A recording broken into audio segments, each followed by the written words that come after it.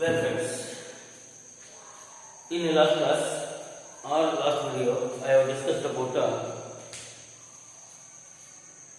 the Thomson model of an atom and the Rutherford model of an atom and what are the electromagnetic radiations. Now in this class I am going to discussing about wave nature of light.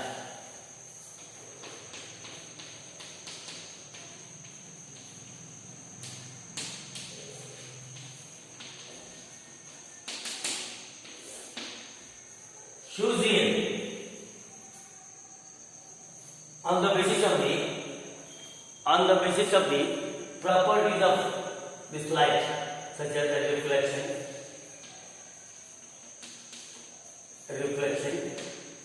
and then diffraction, and then interferences.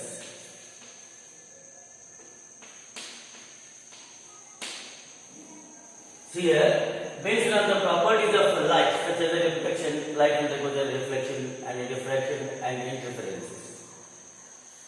According to this, Hughesian suggested that the light is a travel in the form of a wave. ಈ ಎಲ್ಲ ಪ್ರಾಪರ್ಟಿಗಳನ್ನ light show ಮಾಡೋದ್ರಿಂದ ಆ ಹ್ಯೂಜಿಯನ್ ಅಂತಕ್ಕಂಥ scientist ಏನ್ ಹೇಳ್ತಾನೆ ಅಂತಂದ್ರೆ ಈ light ಅನ್ನೋದು ವೇವ್ ಅಲೆಗಳ ರೂಪದೊಳಗೆ ಚಲಿಸ್ತೈತಿ ಅಂತ ಹೇಳ್ತಾರೆ. ಅಂದ್ರೆ ಇದು ಒಂದು ಅಲೆಯ ರೂಪದೊಳಗಿದೆ ಅಂತ ಹೇಳ್ತಾರೆ. See here, it means it has some property, particularly the wave has a lambda. It means wave has there is a wavelength. That's nothing but the lambda. Second one is the frequency. Light ಏನಿದೆಪ್ಪ ಅಂದ್ರೆ ಒಂದು ಅಲೆ ಏನಿದೆ ಅಂತಂದ್ರೆ there is a wavelength ಇರುತ್ತೆ, frequency ಇರುತ್ತೆ, and then ಅದು wave number ಇರುತ್ತೆ. Wave number, there is a mu bar, and then a velocity. It means all these properties are shown by whatever there is a light. Therefore, the light is in the form of a wave. ಇವು ಪ್ರಾಪರ್ಟಿಗಳನ್ನ ಇವೆಲ್ಲ ಪ್ರಾಪರ್ಟಿಗಳ basis ಮೇಲೆ ಲೈಟ್ಗಳ show ಮಾಡ್ತಕ್ಕಂಥ ಪ್ರಾಪರ್ಟಿಗಳ ವಿಚಾರದ ಮೇಲೆ ಏನ್ ಹೇಳ್ತಾನೆ ನಮ್ಮ ಹುಸಿಯನ್ನ ಈ ಲೈಟ್ ಅನ್ನೋದು ಒಂದು ವೇವ್ ನೇಚರ್ದೊಳಗಿದೆ, ಒಂದು ಅಲೆಯ ರೂಪದೊಳಗಿದೆ ಅಂತ ಹೇಳ್ತಾರೆ. ದೆನ್ ಈ ವೇವ್ ಅನ್ನೋದು ಏನೇನು ತೋರಿಸುತ್ತೆ ಅಂದ್ರೆ ಒಂದು ವೇವ್ಲೆಂತ್ ಇರುತ್ತೆ, ಫ್ರೀಕ್ವೆನ್ಸಿ ಇರುತ್ತೆ, ವೇವ್ ನಂಬರ್ ಇರುತ್ತೆ, and the velocity. All these properties are again shown by the light. Hence, the light is in the form of a wave. See here, what is the meaning of wavelength? Wavelength means, see here, the wave is like in this form. ಈ wave ಅನ್ನೋದು ಹಿಂಗಿರುತ್ತೆ ಅಂದ್ರೆ ಹಿಂಗಿರುತ್ತೆ.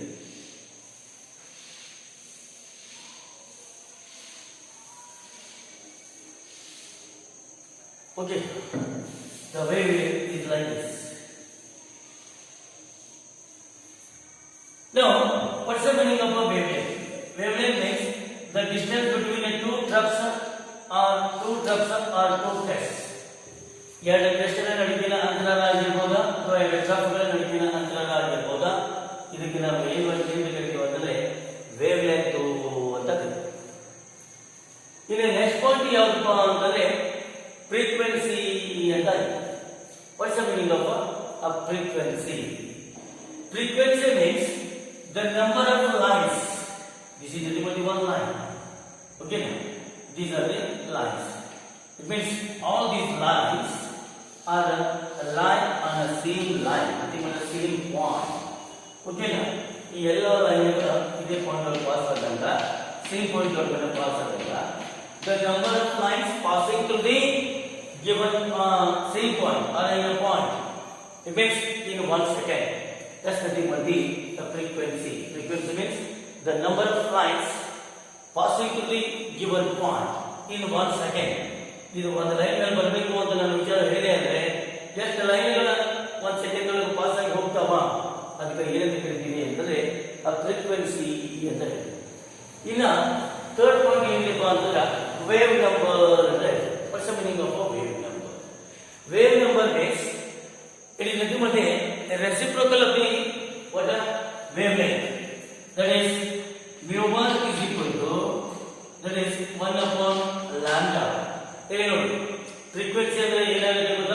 mu is equal to c divided by lambda.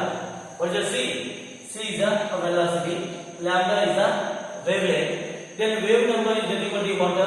The number of lines passing to the given point in a unit length.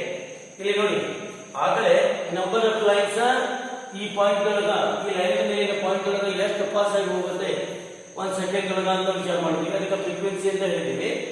ಈಗ ಈ length ಹಿಡಿದು ಈ ಬೋರ್ಡಿನ ಕೊನೆಯ ಲೆಂತ್ವರೆಗೆ ಇದನ್ನು ನಾವು ಫಿಕ್ಸ್ ಆಗಿ ಇಟ್ಕೊಂಡಿದ್ದೀವಿ, ಯೂನಿಟ್ ಲೆಂತ್ ಅಂತ ತಗೊಂಡಿದ್ದೀವಿ. ಇದು ಈ ಆ ಲೈನ್ ಮೇಲೆ ಎಷ್ಟು ನಂಬರ್ ಆಫ್ ಲೈನ್ ಏನಾಗ್ತವೆ ಅಂತಂದ್ರೆ ಲೈನ್ಗಳು ಪಾಸ್ ಆಗಿ ಹೋಗ್ತಾವೆ ಪಾಯಿಂಟ್ ಒಳಗೆ. ಆ ನಂಬರ್ ಆಫ್ ಲೈನ್ಸ್ ಅನ್ನ ಏನಂತ ಕರಿತೀವಿ ಅಂತಂದ್ರೆ wave number.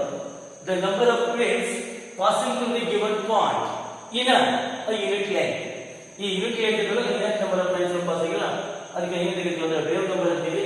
It is reciprocal of the wave length ಆಗಿರುತ್ತೆ.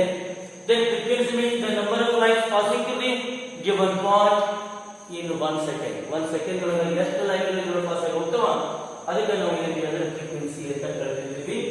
Then what is the meaning of velocity? Velocity means the distance traveled by the light in 1 second. 1 second ಒಳಗೆ ಆ light ಎಷ್ಟು distance ಅನ್ನ cover ಮಾಡುತ್ತಾ, ಎಷ್ಟು ಡಿಸ್ಟೆನ್ಸ್ ಅನ್ನ travel ಮಾಡುತ್ತಾ, ಹೌದಾ? ಅದಕ್ಕೆ ಏನಂತ ಕರಿತೀವಿ ನಾವು ಅಂತಂದ್ರೆ ವೆಲಾಸಿಟಿ ಅಂತ ಕರಿತೀವಿ. That's nothing but what we are call it velocity that is represented by the c. Okay friends, these are the some important definitions of this wave nature of this light. Now the light shows all these properties, hence it becomes a wave. Now the next one is what's the meaning of a black body? Black body anta ಹೇಳ್ತೀವಿ. An ideal body which absorbs or emits of whatever the radiation fell on it. ಒಂದು body ಏನಾಗಿರ್ತದೆ ಅಂತಂದ್ರೆ ಏನ ಅದ್ರ ಮೇಲೆ ಬಿದ್ದಿರ್ತದ ಆ ಬಿದ್ದಂತ radiation observe ಮಾಡ್ಕೋಬಹುದಾ, ಆ observe ಮಾಡಿದಂತ radiation ಮಾಡಿ ರಿಎಮಿಟ್ ಮಾಡಬಹುದಾ, ಆ ಎಲ್ಲಾ ರೇಡಿಯೇಷನ್ ಅನ್ನು ಅಬ್ಸರ್ವ್ ಮಾಡ್ಕೊಂಡು ಮತ್ತು ಎಮಿಟ್ ಮಾಡತಕ್ಕಂತ ಏನಕ್ಕೆ ಕರಿತೀವಿ ಅಂತಂದ್ರೆ ನಾವು ಬಾಡಿಯನ್ನ ಬ್ಲ್ಯಾಕ್ ಬಾಡಿ ಅಂತ ಕರಿತೀವಿ. Ideal body which absorbs or emits radiations of all frequencies is called a black body. The radiation emitted by this black body, that is nothing but the black body radiation. ಈ body black ಬಾಡಿಯಿಂದ ಏನ radiation emit ಆಗಿರುತ್ತೆ ಆ ಬಾಡಿಯಿಂದ ಅದನ್ನ ಏನಂತ ಕರಿತೀವಿ ಅಂತಂದ್ರೆ black body radiation. ನೋಡಿ, ಯಾವುದೇ ಒಂದು ಬಾಡಿ ಏನೇ ತನ್ನಲ್ಲಿರ್ತಕ್ಕಂಥ ರೇಡಿಯೇಷನ್ ಅನ್ನ ಅಬ್ಸರ್ವ್ ಮಾಡಬಹುದು, ಹೊರಗಡೆ ಬಂದಿದ್ದಿಲ್ಲ, ಅಥವಾ ಎಮಿಟರ್ ಮಾಡಬಹುದು, ಅಬ್ಸರ್ವ್ ಮಾಡ್ಕೊಳ್ತೀನ. ಅದಕ್ಕೆ ನಾವು ಏನಂತ ಕರಿತೀವಿ ಅಂತಂದ್ರೆ ಒಂದು ಬ್ಲ್ಯಾಕ್ ಬಾಡಿ ಅಂತ ಕರಿತೀವಿ ಅಥವಾ ಐಡಿಯಲ್ ಬಾಡಿ ಅಂತ ಕರಿತೀವಿ. whatever the radiation emitted by that black body, that's nothing but the black body radiation. Now I am going to discussing about what is the Planck's quantum theory. Planck's quantum theory.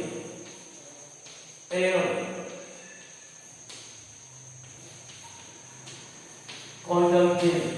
ಒಂದು body ಏನಾಗ್ತಿರ್ತದೆ ಈಗ already ಅದರ ಮೇಲೆ ಬಿದ್ದಂತ ಎನರ್ಜಿಯನ್ನ radiation ಅನ್ನು observe ಮಾಡ್ಕೋಬಹುದು ಅಥವಾ emit ಮಾಡಬಹುದಾ, ಅದಕ್ಕೆ ನಾವು ಬ್ಲ್ಯಾಕ್ ಬಾಡಿ ಅಂತ ಹೇಳಿದ್ವಿ.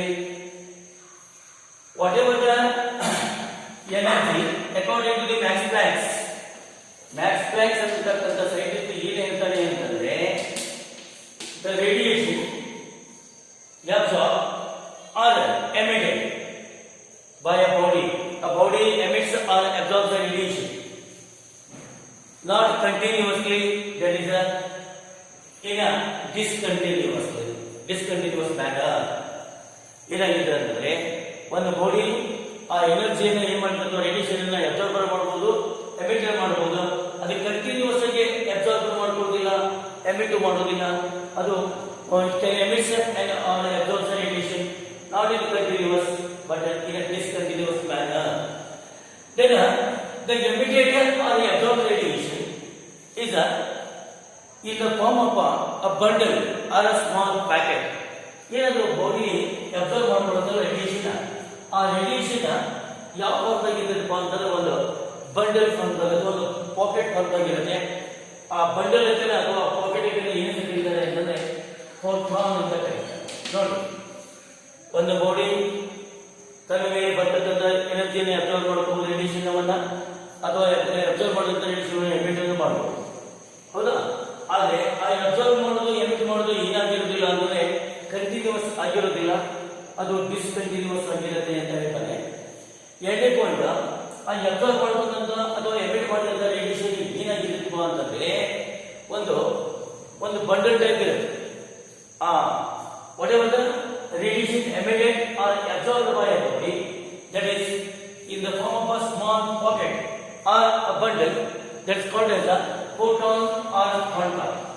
ಅದಕ್ಕೆ ಏನು ಕರೀತಾರೆ ಅಂದರೆ ಕ್ವಾಂಟಮ್ ಅಂತ ಕರೀತಾರೆ. Quantum. Then third one is the energy of the radiation or the energy of each photon is nothing but is directly proportional to the frequency ಅಂತ ಇದೆ. ಇದರಲ್ಲಿ ಏನಾಗಿರ್ತದೆ ಅಂದರೆ ಈ ಫೋಟಾನ್ ಎನರ್ಜಿ, ಪಾಕೆಟ್ ಎನರ್ಜಿ ಏನಾಗಿರ್ತದೆ ಅಂದ್ರೆ ಆ ರೇಡಿಯೇಷನ್ ಫ್ರೀಕ್ವೆನ್ಸಿಗೆ ಡೈರೆಕ್ಟ್ಲಿ ಪ್ರಪೋರ್ಷನಲ್ ಇರ್ತದೆ. ಅಂದ್ರೆ E is equal to ಏನಾಗಿರ್ತದೆ ಅಂತಂದ್ರೆ h nu, h is nothing but what a Planck's constant ಅಂತ ಹೇಳ್ತೀವಿ. Planck's constant h is equal to 6.626 into 10 to the power of minus 34 joules. ಇದು 6 ಅನ್ನೋದು Planck's constant ಅದು proportional constant ಅಂತ ಹೇಳ್ತೀವಿ. ಅದರ ಬೆಲೆ 6.626 into 10 to the power of minus 34 joules ಇದೆ. ಇದನ್ನು ಈ ಫೋಟಾನ್ ರೇಡಿಯೇಷನ್ ಏನಿದೆ ಇಲ್ಲ, ಆ ಎನರ್ಜಿ ಏನಿದೆ ಇಲ್ಲ, ಅದು ಅದರ ಫ್ರೀಕ್ವೆನ್ಸಿಗೆ ಏನಾಗಿರ್ತದೆ ಅಂತಂದ್ರೆ ಆ ರೇಡಿಯೇಷನ್ ಫ್ರೀಕ್ವೆನ್ಸಿಗೆ ಸಮಾನುಪಾತವಾಗಿರುತ್ತೆ. ಅಂದ್ರೆ E is proportional to mu ಆಗಿದೆ. E is equal to h nu. Then the fourth one is the radiation. A body emits a absorbs a radiation or a photon is the energy